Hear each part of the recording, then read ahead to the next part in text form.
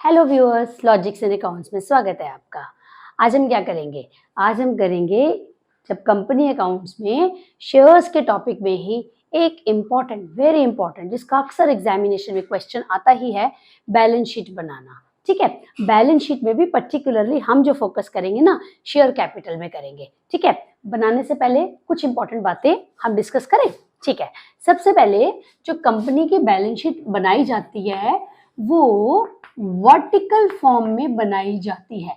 Usually जैसे हम जो पार्टनरशिप में, सोल प्रोप्राइटरशिप में हम हॉरिजॉन्टल फॉर्म में भी बना लेते हैं, बट कंपनी में जो बैलेंस शीट बनती है वो वर्टिकल फॉर्म में बनती है। क्या मतलब वर्टिकल फॉर्म का? कि हम इस तरीके से नहीं लिखते कि एक तरफ लायबिलिटीज लिखे, एक तरफ एसेट्स लिखे। हम पहले ऊपर जो है इसके दो साइड हम इस तरीके से करते हैं कि इसके जो फर्स्ट साइड है उसको हम कहते हैं equity and liabilities. Equity and liabilities, ये हो गई हमारी फर्स्ट साइड। हम ऐसे लिख लेते हैं, ये हमारे पर्टिकुलर्स हो गए ना।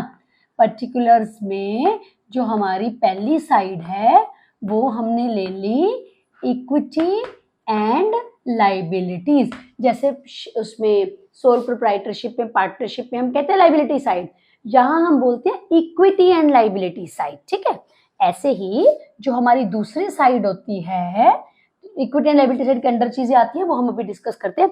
ऐसे जो हमारी दूसरी साइड होती है वो होती है हमारी एसेट साइड। ठीक है, एसेट्स। तो ये दो साइड्स के नाम है, इनको अच्छे से बात को समझिए। ये ना साइड्स हैं, राइट। जैसे हम पार्टनरशिप में, सोल प्रोप्राइटरशिप में जो हमने क्वेश्चंस हम करते हैं उसमें हम कहते हैं कि हमारी लेफ्ट हैंड साइड जो है इक्विटी साइड है, सॉरी लायबिलिटी साइड है, यहाँ हम कहते हैं इक्विटी एंड लायबिलिटी साइड है। और राइट हैंड साइड में हम एसेट साइड कहते हैं, यहाँ उसके नीचे आता है, पूरी इक्विटी एंड लायबिलिटी साइड आ गई, फिर उसके नीचे एसेट साइड आती है। ठीक है, अनदर इंपॉर्टेंट पॉइंट, वहां पर हम ना of course order of permanence या ऑर्डर ऑफ लिक्विडिटी की फॉर्म में करते हैं, लेकिन यहाँ पर हर चीज जो लिखी जाती है वो प्रॉपर हेड्स और सब हेड्स के अंडर लिखी जाती है। ठीक है, जैसे इक्विटी एंड लायबिलिटीज में जो हमारे मेन हेड्स होते हैं वो कौन कौन से हैं? Share holders funds, share holders funds, ये एक हमारी एक ये फर्स्ट इंपॉर्टेंट हेड है। ठीक है, ऐसे ही जो सेकंड इंपॉर्टेंट हेड है वो है non current liabilities, non current liabilities. इसके बाद जो हमारी तीसरा हेड है वो है करंट लायबिलिटीज। अब लायबिलिटी साइड की सारी चीजें ना इनके अंडर लिखनी है, share holders funds, non current liabilities, current liabilities. ठीक है, फिर उसके बाद उसका टोटल आ जाता है, फिर टोटल आता है, ये हो गया हमारा लायबिलिटी साइड का टोटल। यहाँ हम क्या बोलेंगे? इक्विटी एंड लायबिलिटी साइड का टोटल। ठीक है, ऐसे ही एसेट्स के भी दो हेड्स होते हैं, एक होता है हमारा non current assets, non current assets. ठीक है, एक हेड तो हमारा ये है, और दूसरा जो है वो है कौन सा? Current assets, current assets. आज जो हम फोकस करेंगे, हम करेंगे क्योंकि हमें जो आज हमें टॉपिक डिस्कस करना है वो शेयर कैपिटल करना है, पर ये बात आपको पता होनी चाहिए कि इस तरीके से करा जाता है। ठीक है, ये हमने कर लिया। अब let us come to share holders funds. इसकी डिटेल और बहुत सारी इसमें बातें हैं, वो हम अपनी सेपरेट वीडियो में करेंगे। अभी का आज का जो कॉन्सेप्ट है हमारा, जो आज की वीडियो है वो फोकस किस पे करेगी? शेयर कैपिटल पे। और मैं आपको बता दूं, शेयर कैपिटल जो है वो किसके अंडर लिखी जाती है? वो लिखी जाती है शेयर होल्डर्स फंड्स के नीचे, शेयर होल्डर्स फंड्स के नीचे लिखी जाती है शेयर कैपिटल। ठीक है, तो आइए अब डिस्कस करते हैं कि शेयर कैपिटल में क्या क्या लिखना है। ठीक है, आइए हम जब शेयर कैपिटल की बात करते हैं तो शेयर कैपिटल में भी डिविजन्स हैं, ऐसे नहीं लिख देना एकदम से, डिविजन्स के साथ लिखना है। तो हम बात करें कि शेयर कैपिटल किस किस तरीके की होती है और क्या क्या आता है। इसमें पहली हमारी जो कैपिटल आती है व्यूअर्स, वो आती है ऑथराइज्ड कैपिटल। इसको ऑथराइज्ड कैपिटल भी कहते हैं, इसको नॉमिनल कैपिटल भी कहते हैं, इसको रजिस्टर्ड कैपिटल भी कहते हैं, रजिस्टर्ड कैपिटल। तो ये अक्सर इसके नाम हो सकते हैं authorised capital, nominal capital, registered capital. ये वो कैपिटल है जो मेमोरेंडम ऑफ एसोसिएशन के अंडर लिखी होती है। आप लोगों ने पढ़ा होगा कंपनी के जो इंपॉर्टेंट डॉक्यूमेंट्स हैं, memorandum of association, article of association, prospectus. तो मेमोरेंडम ऑफ एसोसिएशन में एक हमारा क्लॉज आता है, कौन सा? Capital clause. तो ये वो मैक्सिमम कैपिटल है जो कंपनी इशू कर सकती है। ये जब हम क्वेश्चंस करेंगे ना, ये कैपिटल अक्सर हमको गिवन होती है, ठीक है। तो पहली कैपिटल आ गई हमारी, कौन सी? पहली कैपिटल आ गई हमारी ऑथोराइज्ड कैपिटल, ठीक है। आगे बढ़ते हैं। उसके बाद दूसरी कैपिटल है जो लिखी जाती है, वो है इशूड कैपिटल। क्या मतलब है इशूड कैपिटल का? इशूड कैपिटल का मतलब है जितने शेयर्स कंपनी ने इशू करे हैं ना, जितने शेयर्स इशू करे हैं multiplied by face value, number of shares issued, कितने इशू करे। वो कैसे भी, पहली बात तो इक्विटी प्रेफरेंस दोनों लिखने हैं क्योंकि दोनों शेयर्स हैं, ठीक है।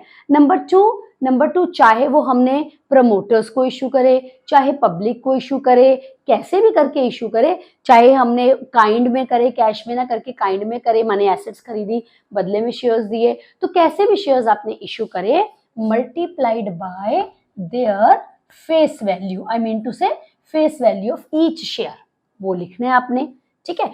देखिए ये हो सकता है कि शेयर प्रीमियम पे इशू करा गया हो या कैसे भी करा गया हो, हमें यहाँ पर फेस वैल्यू लिखनी है। इतने शेयर्स इशू करे हैं मल्टीप्लाइड बाय उनकी फेस वैल्यू ये है, ठीक है। ये आ गया। इसके बाद तीसरी चीज आती है हमारी सब्सक्राइब्ड कैपिटल। सब्सक्राइब्ड कैपिटल का मतलब है भाई इशूड ने ये का कंपनी ने इतने शेयर इशू करे हैं। जरूरी नहीं होता ना सबको इतने सब्सक्राइब करे, कम भी कर सकते हैं क्योंकि हो सकता है कि कम की एप्लीकेशंस आई हो, ये पॉसिबल है। तो सब्सक्राइब्ड कैपिटल का मतलब है कितने सब्सक्राइब हुए। आगे एक इंपॉर्टेंट बात यह है दोस्तों कि सब्सक्राइब्ड कैपिटल को आप फर्दर दो हिस्सों में डिवाइड करते हो, कौन सी? Subscribed and fully paid. Fully paid, ये सब्सक्राइब्ड एंड फुल्ली पेड उन शेयर्स के लिए आता है जिसपे हमने पूरे पैसे, उन शेयर्स पे आता है जिन पे हमने पूरे पैसे मांग भी लिए और पूरे मिल भी गए। Full amount called, full amount called and received, पूरे पैसे मांग भी लिए और पूरे पैसे मिल भी गए, ठीक है। RECD माने रिसीट, पूरे पैसे मांगे और पूरे मिल गए। यानी जब आप subscribed and issued cap and subscribed and fully paid के अंदर लिखोगे तो पहले ये कंडीशन चेक करना कि क्या कंपनी ने पूरे पैसे मांगे इन शेयर्स पे, दूसरा कि क्या पूरे मिल गए। अगर पूरे मांग भी लिए और अगर पूरे मिल भी गए, उन्हीं शेयर्स को आप सब्सक्राइब्ड एंड फुल्ली पेड के अंदर लिखोगे, ठीक है। अच्छा, अगली कैटेगरी क्या आती है? Subscribed but not fully paid. देखिए नाम से ही समझ आ रहा है ना, बट नॉट फुल्ली पेड, ये फुल्ली पेड नहीं हुए। क्या कारण हो सकता है फुल्ली पेड ना होने का? ये हो सकता है कि या तो कंपनी ने नहीं मांगे पूरे, या कंपनी ने पूरे मांगे तो शेयर होल्डर ने नहीं दिए, दोनों में से कोई। पूरे पैसे नहीं मिले, पूरे पैसे नहीं मिलने के दो कारण हमने कहे, या तो कंपनी ने नहीं मांगे या कंपनी ने पूरे मांगे, शेयर होल्डर ने नहीं दिए। तो जो भी बात हो वो इस कैटेगरी के अंदर आनी है। फुली पेड के अंदर तभी लिखना पूरे पैसे मांग भी लिए गए हों और पूरे पैसे मिल भी गए हों, और नॉट फुली पेड में या तो मांगे नहीं या मिले नहीं, ठीक है। अच्छा, जब आप subscribed but not fully paid की बात करते हो, यहाँ आपको 3-4 चीजें समझना और जरूरी है क्योंकि यही सबसे ज्यादा कंफ्यूजन क्रिएट करता है। बाकी सब तो बड़ा क्वेश्चन में डायरेक्टली गिवन होता है, अक्सर ये प्रॉब्लम क्रिएट करता है, ठीक है। तो इसके लिए क्या देखोगे? इसके लिए यहाँ 2-3 बातें जरूरी है जो आपको जान लेनी चाहिए। एक तो ये कॉल्स इन एरियर। अगर कोई ऐसा शेयर होल्डर है जिससे हमने पैसे मांगे तो सही पर उसने हमें दिए नहीं, माने क्या हम कह रहे हैं? हम कह रहे हैं कॉल्ड बट नॉट पेड। हमने मांगे पर उसने नहीं दिए, उसने नहीं दिए, तो वो कॉल्स इन एरियर के अंदर आता है, और कॉल्स इन एरियर जो है subscribed but not fully paid में से माइनस हो जाता है। हम इसे क्वेश्चन के थ्रू समझेंगे, पर अभी हम पहले जरा एक बात को जिस्ट को समझ ले, ठीक है। मांगे पर मिले नहीं, क्योंकि हमने कहा नॉट फुली पेड के दो कारण हो सकते हैं, या तो हमने नहीं मांगे या उसने नहीं दिए। अगर हमने नहीं मांगे तब तो सीधी सी बात है आप कम करके लिख दोगे, लेकिन अगर उस शेयर होल्डर ने नहीं दिए तो आप लेस कर दोगे subscribe but not fully paid में से माइनस कर दोगे कॉल्स इन एरियर, ठीक है। अच्छा, दूसरी बात इसी से रिलेटेड एक और चीज होती है कि ऐसा भी हो सकता है उसने पैसे नहीं दिए, हमने उनके शेयर्स को फोरफिट कर लिया, माने हम क्या कह रहे हैं, शेयर्स फोरफिटेड। हम ऑलरेडी फोरफिटेड की कॉन्सेप्ट डिस्कस कर चुके हैं कि जब्त करना, कि हमने उसके पैसे जब्त कर लिए बिकॉज उसने कोई भी इंस्टॉलमेंट जो थी, मे बी फर्स्ट कॉल या सेकंड कॉल और मे बी वन और मोर इंस्टॉलमेंट उसने नहीं दी, है ना। तो जब उसने नहीं दी तो हमने उसके शेयर फोरफिट कर लिए। देखो नॉट फुल, ये जो था ना कॉल्ड बट नॉट पेड, ये तब करिएगा शेयर फोरफिट नहीं हुए, ये तब उस कैटेगरी के अंदर लिखिएगा शेयर्स नॉट फोरफिटेड। अगर तो फोरफिट नहीं हुए तभी उसको कॉल्स इन एरियर कहना, और अगर वो फोरफिट हो गए तो उसको फोरफिटेड की कैटेगरी में लिखना, ठीक है। लेकिन ये मत भूलिएगा व्यूअर्स, जब शेयर फोरफिटेड की कैटेगरी में लिखोगे ना, फोरफिटेड का मतलब हमने डिस्कस किया था, उसका नाम रजिस्टर से कम काट दिया, हमने उसके शेयर को लेकर अपने पास रख लिया, तो अब जो शेयर आपने इश्यू करे थे वो कम हो चुके हैं आपके। तो जब यहाँ पर आप लिखोगे तो शेयर्स को कम कर लेना, ये बात हम आपको क्वेश्चन के थ्रू समझाएंगे, ठीक है, क्वेश्चन के थ्रू समझेंगे। तो हम ये कह रहे हैं शेयर फोरफिटेड में वो लिखने हैं पैसे नहीं मिले और हमने फोरफिट कर लिया। नॉट पेड से मतलब है not paid by the share holder and forfeited. तो जब भी आप शेयर कैपिटल लिख रहे हो ना, तो इन बातों को जरूर जानना कि पहले चेक करो कि क्या हमने पूरे पैसे मांगे, फर्स्ट क्वेश्चन का आंसर। दूसरा, क्या उसने पूरे पैसे दिए, दूसरा क्वेश्चन।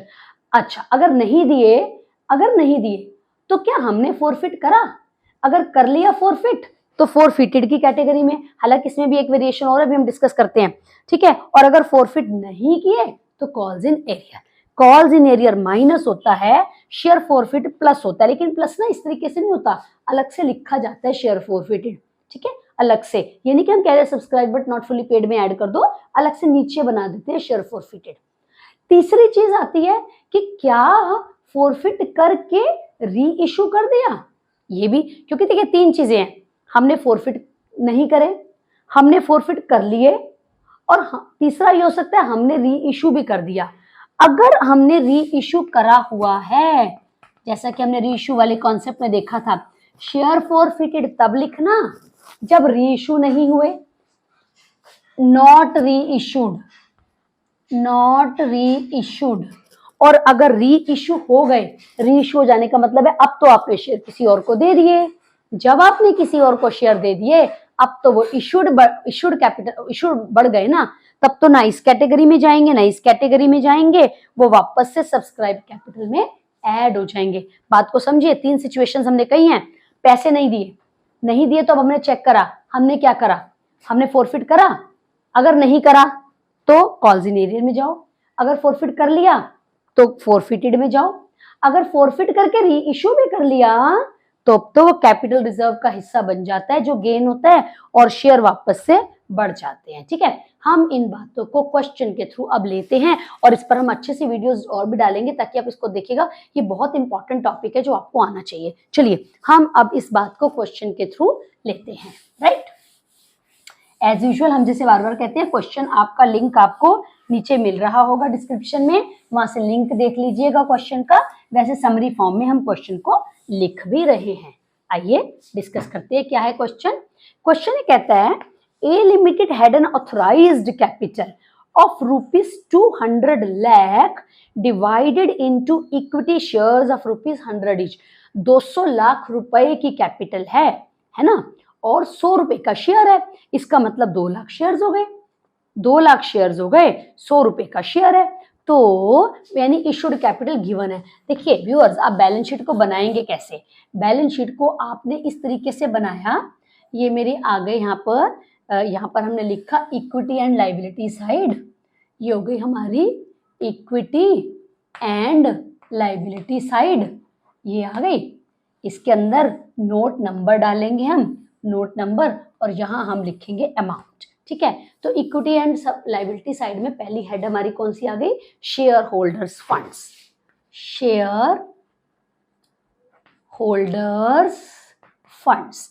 इसके अंदर दो बड़ी चीजें हैं, वैसे और भी होती हैं पर हम बात कर रहे हैं जो अभी रेलेवेंट है। उसके अंदर एक तो आती है भाई आपकी शेयर कैपिटल, ठीक है, और दूसरी आती है रिजर्व्स एंड सरप्लस, ठीक है। अगर शेयर्स हमारे प्रीमियम पे इश्यू हुए ना तो वो रिजर्व्स एंड सरप्लस की कैटेगरी में आता है।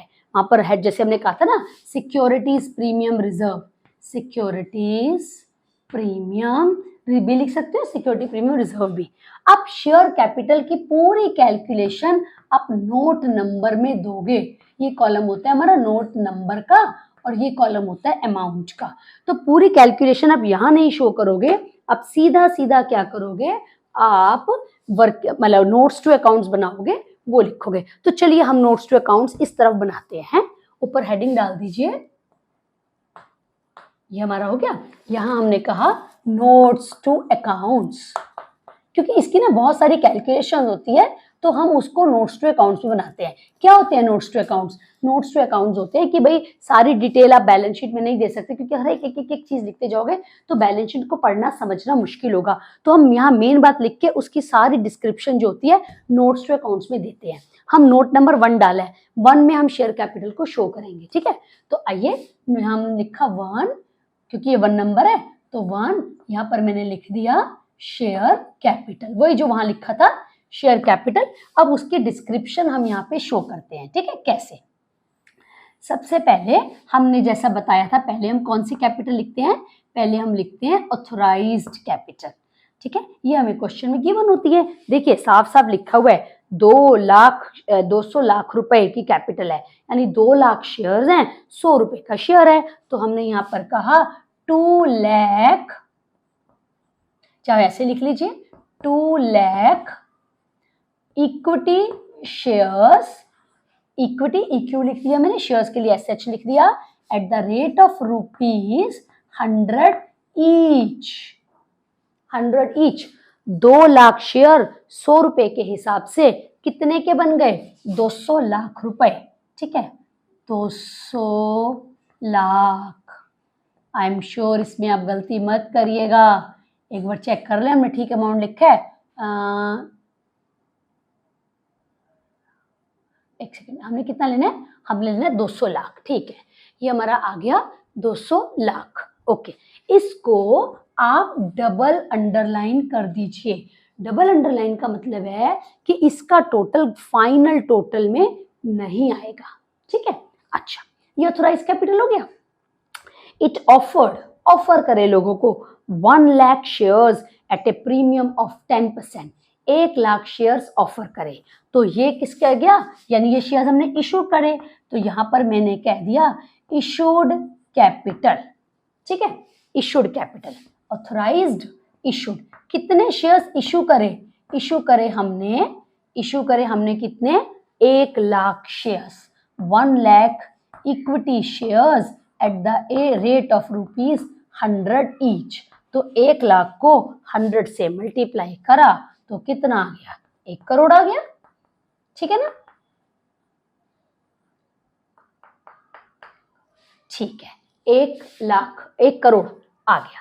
1 लाख शेयर्स किसके हिसाब से हमने कर दिए? हमने कर दिए 100 रुपए, क्योंकि 100 रुपए दे रखा है। अच्छा, क्वेश्चन कह रहे 10% प्रीमियम पे करा है, पर हमने कहा ना यहाँ पर नहीं कोई मतलब, शेयर कैपिटल में शेयर की फेस वैल्यू से रिलेटेड बात करिएगा। प्रीमियम को हम अलग से सिक्योरिटी प्रीमियम में लिखेंगे, यहाँ नहीं लिखेंगे, ठीक है। आगे बढ़ते हैं। अब क्वेश्चन क्या कहता है? 100 रुपए का शेयर है, यहाँ वर्किंग नोट पर हम कैलकुलेशन कर ले ताकि हमें याद रहे। 100 रुपए का शेयर है, ठीक है। साथ में 10 रुपए प्रीमियम पे इशू करा गया, 110 रुपए लेने हैं।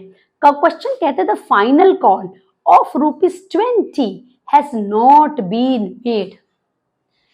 ₹20 की फाइनल कॉल तो मांगी ही नहीं गई। इसमें से ये मैंने 20 के आगे डाल दिए क्रॉस, यानी ये तो हमने मांगे ही नहीं, ये तो हमने मांगे ही नहीं। अच्छा, all the amount due was received on maturity except a shareholder who did not pay the first call of ₹15 each on 1000 shares। सबने पैसे दिए, एक शेयर होल्डर था जिसने 1000 शेयर्स पे ₹15 नहीं दिए, 1000 शेयर्स पे ₹15 नहीं दिए। देखिए, अच्छा इसमें ना हम एक बात को समझे, एक तो इसमें ये नहीं बताया कि प्रीमियम किसके साथ है, तो हम बार बार ये कहते हैं अगर ये ना बताया हो तो प्रीमियम आप मान के चलो अलॉटमेंट के साथ है, ठीक है, प्रीमियम अलॉटमेंट के साथ है, मतलब अगर अलॉटमेंट मिल गई तो प्रीमियम भी मिल गया। तो 20 हमने मांगे नहीं, 15 उसने नहीं दिए, तो पहले ये पता करें पैसे मिले कितने पैसे वो दे चुके हैं 1000 शेयर पे। देखो भाई, ये 35 हो गया, 100 प्लस 10 बनाना है आपने, 35 हो गया, इसका मतलब क्या है, ये कितना अमाउंट हो गया, ये हो गया 65 प्लस 10। एक बार क्रॉस चेक कर लें, 65 प्लस 10 क्या मतलब है, एप्लीकेशन और अलॉटमेंट के मिला के 65 रुपीज। एक बार क्रॉस चेक कर लीजिए, 100 प्लस 10 हो गया, 65 प्लस 15 ये बन गया 80, 80 प्लस 20 100, ठीक है। 65 रुपीज उसने एप्लीकेशन एंड अलॉटमेंट में दे दिए, 7 रुपए 10 रुपए प्रीमियम के भी दे दिए, ठीक है। चलो अब हम बात करते हैं, अब हमारी हेडिंग बनती है कौन सी, सब्सक्राइब्ड कैपिटल। हम सब्सक्राइब्ड को जैसा कि हमने कहा 2 हिस्सों में डिवाइड करना है, subscribed and fully paid capital. पूरे पैसे मांगे और पूरे मिल गए। इस क्वेश्चन में आप नोट करिए व्यूअर्स, पूरे पैसे तो मांगे ही नहीं गए, क्योंकि क्वेश्चन में पहले ही बता दिया 20 रुपए नहीं मांगे, तो यानी सब्सक्राइब्ड एंड फुली पेड के अंदर कुछ भी नहीं आएगा, क्योंकि हमने पूरे 100 के 100 रुपए नहीं मांगे, ठीक है। इसका मतलब अब सारे शेयर किसके अंदर आएंगे, सारे शेयर्स आएंगे किसके अंदर, subscribed but not fully paid. अब मुझे अगला बात ये देखनी है कि क्या जिस पर पैसे नहीं मिले, ये 1000 शेयर, इनको फोरफिट करा या नहीं करा। अब इस बात को पढ़ें, क्वेश्चन पढ़े कि क्या लिखा है, all the amount due was received on maturity except a shareholder who did not pay the first call of ₹15 each on 1000 shares। बस क्वेश्चन में नहीं बताया कि इन शेयर्स को फोरफिट करा है, इसका मतलब इन शेयर्स को फोरफिट नहीं करा। अगर फोरफिट किया हो तो बताया जाता। तो I will come under this category subscribed but not fully paid. Subscribed but not fully paid, कितने शेयर्स हैं जिनको हमने, जो subscribe but not fully paid की कैटेगरी में, 1 लाख शेयर्स थे, फोरफिट तो कोई हुआ ही नहीं, इसका मतलब सारे के सारे 1 लाख शेयर्स पब्लिक के पास हैं, है ना। तो यहां मैंने कहा 1 lakh shares at the rate of ₹80। समझे क्यों 80 आया, क्योंकि 20 रुपए मांगे ही नहीं गए। अब आपको इसको इनर कॉलम में लिखना पड़ेगा। 1 लाख को मैंने 80 से मल्टीप्लाई करा तो ये बन गया 80 लाख रुपए, है ना, 80 लाख रुपए। और अब इसमें से माइनस करेंगे कॉल्स इन एरियर, फोरफिटेड की कैटेगरी नहीं है क्योंकि फोरफिट नहीं करा, तो कॉल्स इन एरियर में आएगा। मैंने यहां पर कह दिया less calls in arrear. Calls in arrear क्या नहीं मिला, 1000 शेयर पे 15 रुपए नहीं मिले, यानी 15,000 रुपए नहीं मिले। माइनस करिए, माइनस करके कितना आया, 79,85,000।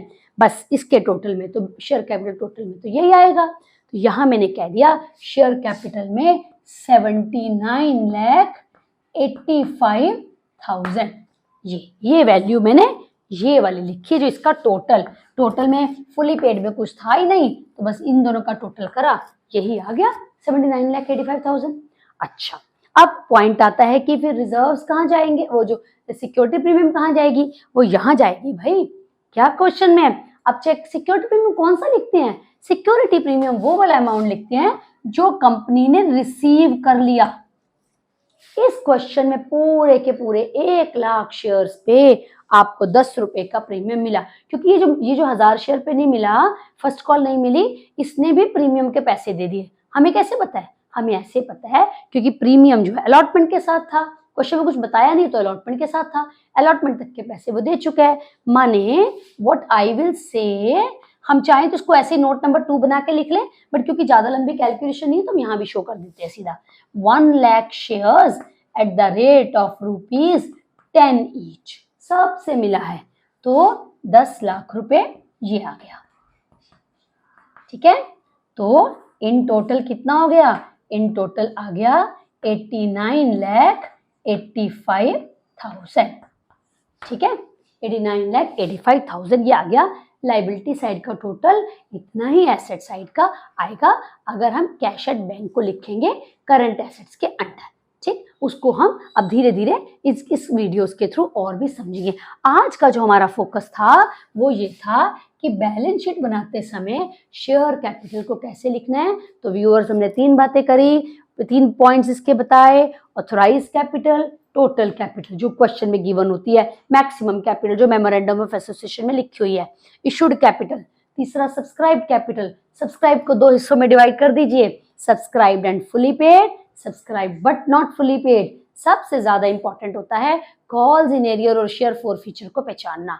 कॉल्स इन एरियर कब, जब पैसे नहीं मिले परंतु फोरफिट नहीं करा, राइट, एंड फोरफिटेड कब, जब उन शेयर्स को फोरफिट कर लिया, री इशू नहीं करा।